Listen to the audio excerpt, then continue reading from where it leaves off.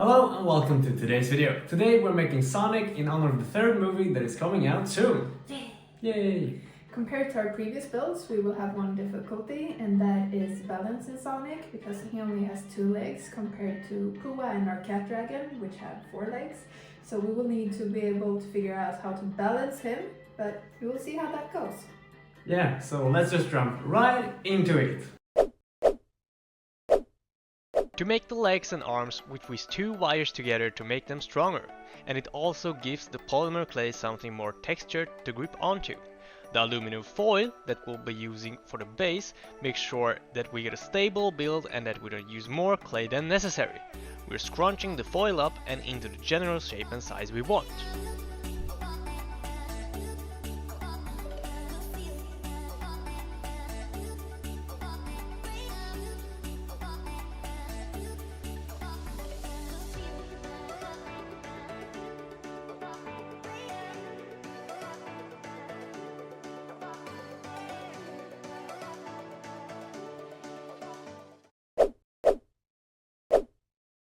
We start by attaching clay and smoothing it out on the surface. In this build we work in sections for different parts. Here you can see me sculpting the torso, the arms and legs, but leaving the hands and feet bare. We'll get to those later after pre-baking this first part. Each section first gets a layer of clay, and then we go in and create the details, which we do by adding clay, making indents in the clay, as well as moving the clay around.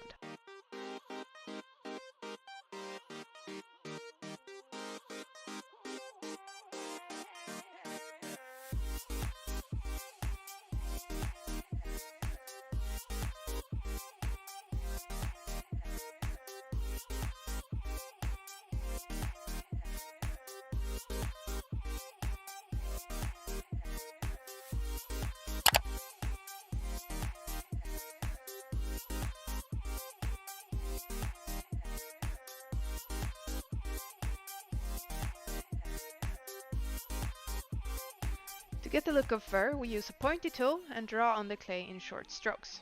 This creates small indents, but also some kernels that appear sort of like sand. These are easy to brush off after baking.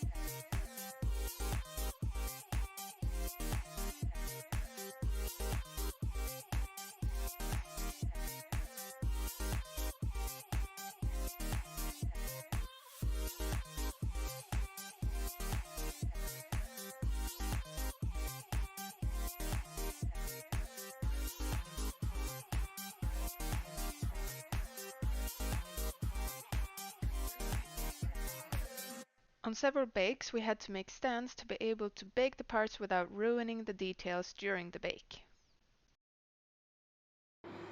Okay, so I have made a smaller piece of circular clay and attached it to the body, just so that I have a stable piece to build on. I have attached 2 twisted up wires and then made a hole for the wire to be able to put the head on, and it also be able to move it so that I can sculpt without the body, and we'll see how that works.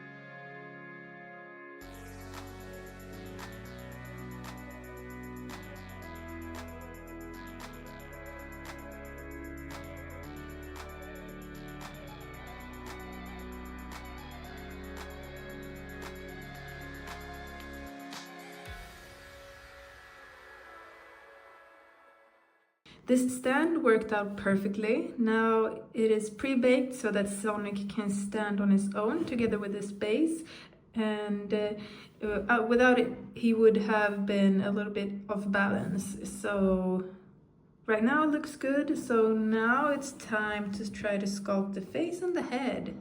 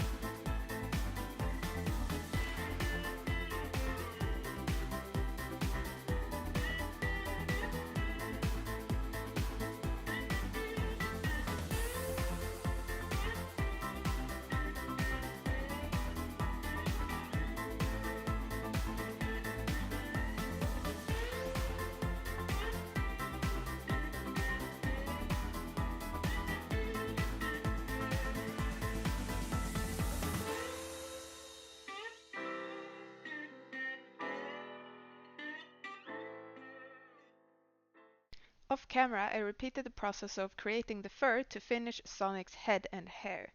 At last, I attached the head using liquid clay in the holes for the wires before the final bake. And we start off by painting the shoes. We know that Sonic has bright red shoes, so it was an easy choice to make here to pick a bright red color. And after the shoes, we started to paint the face and the chest. From the images that we've seen, we know that Sonic has a brighter beige color on the face and on the chest part, which was a bit difficult to mix out to get the correct shade, but I think that when everything is painted, in the end, it will turn out really good. And after the face and chest was painted, we painted the rest of the body blue, because, fun fact, if you didn't know, Sonic is blue, and to be honest, this was the easiest part of the painting process.